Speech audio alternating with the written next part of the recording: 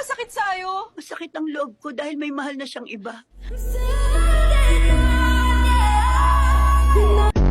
Ayaw ko na, Aida.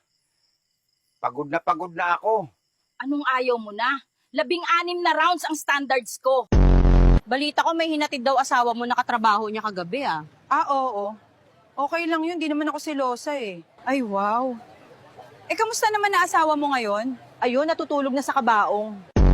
Lambing ang gusto ko, pero ang ibinigay lamig. Spelling pa lang, magkaiba na eh. Maraming salamat po. Ah, Oh, pwede lumabas ulit SA Imburnal para doble?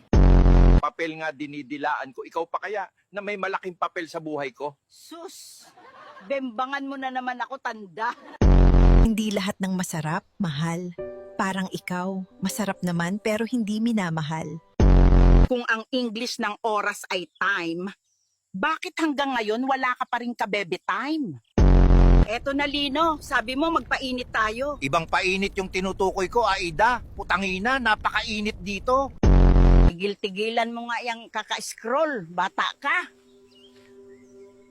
Maligo ka na nga. Ang baho mo na.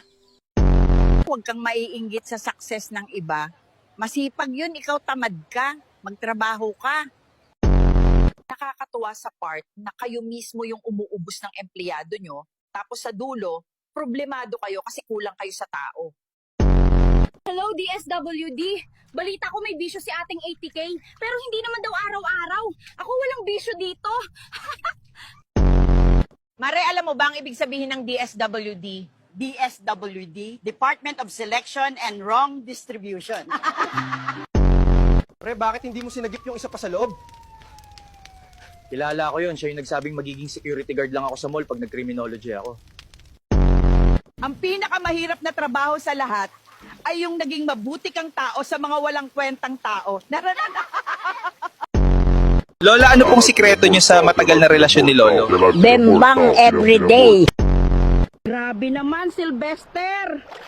Yung address mo, West Philippine Sea. May bahay pa ba dito? mabuhay tayong mga tatay. Maliban na lang sa mga walang kwenta. Mabuhay ka, Tatay Selo! Puro na lang trabaho! Wala bang kasuntukan dyan, mga kupal? Chill lang. Chill mo, mukha mo! Hindi na ako iinom, birbirhira na lang. Whiskey, anong sabihin nyo?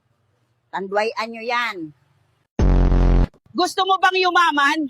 Magkaroon ng sariling bahay at mga sasakyan ng walang ginagawa? Walang ganon. Magtrabaho ka. Balang araw, hindi mo na kailangan bumawi ng tulog dahil babawian ka na ng buhay. Sige, puyat pa.